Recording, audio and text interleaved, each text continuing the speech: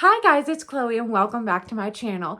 But in honor of May being Mental Health Awareness Month, I am going to talk about and get into a story time about how my therapist just left me. And I'm going to get into it because it's very important because you do have rights. And I don't want anyone to be put in the same situation that I was in. So on that note, we're going to jump into the story time. So, just to backtrack, this person was not an ABA therapist because I am autistic. However, the place I went to was like a social skills therapy place for people with all types of social skills deficits, regardless if you had a diagnosis or not. And the majority of the people there did have an autism diagnosis. However, not everybody did. I was getting done group therapy there, and then my 12th grade year, I started having the mental health spiral, and I went into therapy there, like individual too, because you could get both done there if need be. And basically, a couple years later, my therapist, which I believe she was a therapist, they also accepted counselors there too, and you could get counseling, but she basically said that she was pregnant and she told me how far along she was and said we have one of two options. Either number one is she felt like I was stable enough for me to be able to pause therapy while she, was on maternity leave. And then when she came back, she could resume therapy with me. Or two, my group leader was taking on her clients and I could be working with her and then go back to this, like her after she comes back from maternity leave. And my therapist had a plan. She said that she was going to have her baby, be on maternity leave for 6 weeks, and then come back and do her job, and reassured me that she could do both. And this job wasn't a typical 9 to 5. It was an 8 to 8. So in the mornings, I'd say before like 3 o'clock, she did like paperwork and meetings with like the staff and stuff like that. And then afterwards, she ran individual therapy and social skills groups.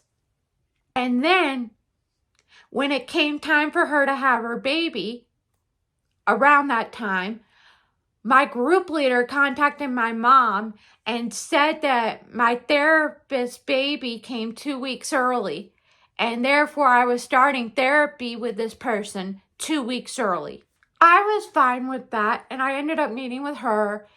And then my therapist came back from maternity leave early because she had her baby early. So that all shifted. And not even 2 weeks into her job, when she came back, she spoke to me and said that she got a different job somewhere else. It was at a school for dyslexics in the area because they needed a counselor.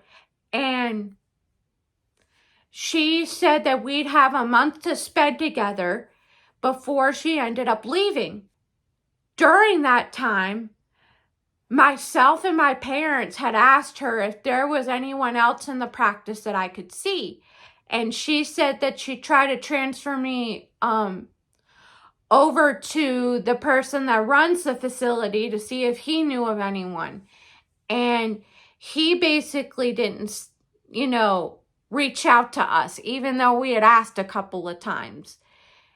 And then not even like the month wasn't even over, and she had spoken to me and said that there was a change of plans and the school wanted her right away, so she had to quit right away.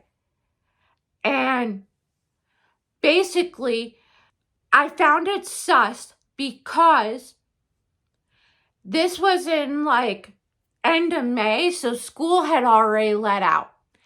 And she also, in my personal opinion, tried to gaslight me and say that I didn't need therapy anymore. And needless to say, I was very upset. And I was left with no one to see. And And I decided to go somewhere else for therapy. And that somewhere else that I went to, it was through an autism center. And this counselor was specifically trained to work with autistic individuals. And she pointed out that what happened to me was illegal and known as client abandonment. Client abandonment is when a patient is not stable, but the therapist just abandons them without anybody to see. And she also said that my therapist should have been reported because according to the rules, the therapist has to give you a month's notice before they leave and meet with you at least once before they leave. And she didn't do any of those things. And even though she said I was stable and didn't need therapy, I felt like she was gaslighting me, which my counselor agreed. And basically, what happens when you report them is, at least in my state, they'll take a look and see how many times they've done this. If it's their first time that they've done it, then their license gets taken away and they have to redo the client abandonment portion of, their schooling, because when they go to school, they have to take a course on this and it's part of the curriculum. But anyways, they have to retake that and there's a test at the end and they have to pass it in order to get their license back. And then if it's their second infraction, their license gets taken away for good. So just as a little PSA for you guys. And I was very upset when she left. I was crying and I was very depressed.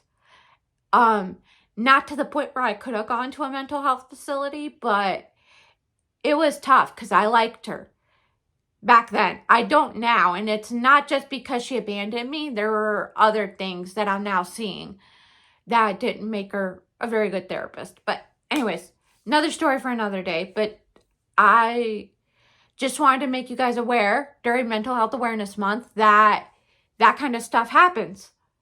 And you have the right to, stand up for yourself and to know your rights and to be able to make change. So yeah, I thank you guys so much for watching this video, and comment down below if you've had any experiences like this so we can all support each other. And bye.